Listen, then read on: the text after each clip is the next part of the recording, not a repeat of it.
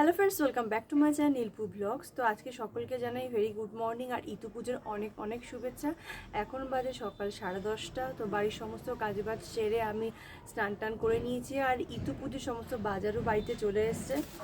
তো এই যে ঘট, ফুল, ফল, মানে সব কিছুই হয়ে গেছে। এই যে মিষ্টি সবই চলে এসছে। তো এবার পুজোর জোগাড় করব। এই যে মাটির থাম্বাগুলোও বানিয়ে নিয়েছি, যেগুলোর মধ্যে ঘট বসাবো। তো এবার ফল টলগুলো কাটবো, ফুল টুল দিয়ে সব সাজাবো। তো ফলগুলো নিয়ে কাটতে বসে গেছি। এখানে প্রচণ্ড রোদ্দুর, ঠান্ডাটাও যার কারণ লাগছে না। তো এই যে ঠাকুরের বটি, তো এই যে একটা পিঁড়ি রেখে দিয়েছি, তার উপরে প্রত্যেকটা মাটি ঢালা দিয়ে ঘটগুলো খুব ভালো করে বসিয়ে দিয়েছি, পাশে সরাগুলো রেখে দিয়েছি। এবার প্রত্যেকটা ঘটের মধ্যে জল দিয়ে ফুল দিয়ে খুব সুন্দর করে সাজাবো। তো এই যে ইতু পুজোর জোগাড় আমার পুরোপুরি কমপ্লিট। এবার পুজোয় বসবো। তো পুজোয় বসে গেছি। এই যে শ্রী শ্রী ইতু পূজার কথা, ব্রতকথা ও পাঁচালী, এটা পরেই পুজোটা করব, ঘরোয়া পদ্ধতিতে যেমন করি আর কি। এমনিতে মা লক্ষ্মীর পুজো, ইতু পুজো সবাই বাড়ির ঘরোয়া পদ্ধতিতেই করে।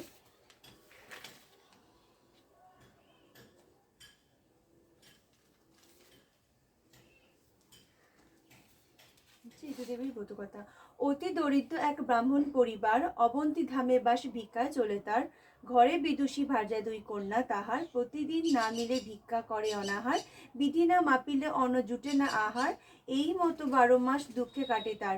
ভিক্ষা যদি লয়ে দ্বিজ দাঁড়ে দাঁড়ে ঘুরে, দেখে এক গৃহকর্ত্রী কত পিঠে গড়ে। অত আশা জাগে প্রাণে করিতে ভক্ষণ, দুঃখ যার ভুলি মানে না অবধ মন। বাজারে কহিলে পিঠে আজ করো তবে, চিন্তা নাহি ভিক্ষা করি। তো পুজো হয়ে গেছে। তো এবারে মন্ত্র পাঠ করে ঘটে জল দিতে হবে।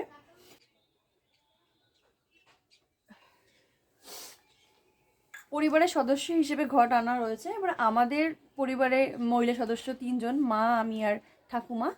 তো আর একটা ঘট এক্সট্রা আনা হয়, যেটা ঠাকুরকে দেওয়া হয়, ঠাকুরের নামে হয়। আর আরও এক্সট্রা ঘট রয়েছে, দাদাদের ঘটের পুজো এবারে আমিই করেছি, যেহেতু ওরা বাড়িতে নেই, সেহেতু ওদের পুজোটাও করেছি, আমাদেরটাও একসাথেই হয়েছে, সেই জন্য 4টে ঘট রয়েছে। তো পুজো আবার কমপ্লিট। এবার খানিকক্ষণ এভাবেই থাকবে, প্রসাদ টোসাদ সব কিছু, তারপর সব তুলে নেব। তো পুজো তো হয়ে গেল, রান্নাটা বাকি রয়েছে, সেটাই করবো এখন নিচে গিয়ে। তো রান্নার জোগাড় বলতে গেলে ভাতটা হয়ে গেছে আর ডাল সেদ্ধটা করে নিয়েছি, যেহেতু আজকের পুজো করছে এই জন্য আজকে নিরামিষ রান্না হচ্ছে। তো ডালের মধ্যে করেছি মুগ ডাল আর এখন করছি বেগুন ভাজা। এই যে বেগুন ভাজা হচ্ছে আর কি। ভাত কমপ্লিট। আর এই যে প্রেশার কুকারে মূলো, ডাল আর লঙ্কা দিয়ে সেদ্ধ করে রেখে দিয়েছি, আলুও দিয়েছি, এটা সাদলাতে হবে শুধু।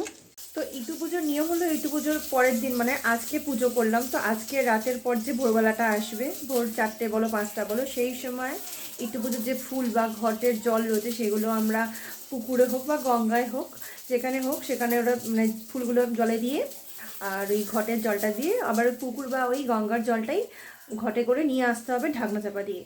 তো সেটা ভোরবেলা হবে। তো ভোরবেলা আমিও যাব, তোমাদের সবই দেখাবো, সবই শেয়ার করব ভিডিওর মাধ্যমে। তো তোমরা সাথে থেকো আর ভিডিওটা স্কিপ না করে অবশ্যই পুরোটা দেখো। তো ভোরবেলা যাওয়ার নিয়ম। তো এখন খুব লেট হয়নি, 6টা বাজে, আসলে উঠতে দেরি হয়ে গেছে। তো এখনই যাব ঘটগুলো নিয়ে পুকুর দিকে। তো চলো তোমাদেরও দেখাবো।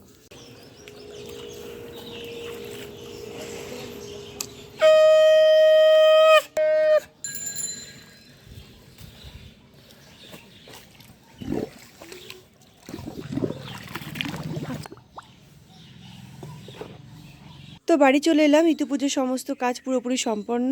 ছোটোবেলা পুজো হয়ে যাওয়ার পরেই ঘটগুলো নিয়ে খেলতাম, তো এখন আর সেই দিন নেই। তো তোমাদের যদি ব্লগটা ভালো লেগে থাকে অবশ্যই লাইক করে দিও ভিডিওটি, আর চ্যানেলটা সাবস্ক্রাইব করে সাপোর্ট করো আমাকে এইভাবেই। আর তোমাদের প্রতি অনেক অনেক ভালোবাসা, সবাই খুব ভালো থেকো। তো টাটা, তোমার সঙ্গে দেখা হবে নেক্সট আবার কোনো ব্লগে। ওরে ভিডিও হচ্ছে না, ষাঁড়ের মতো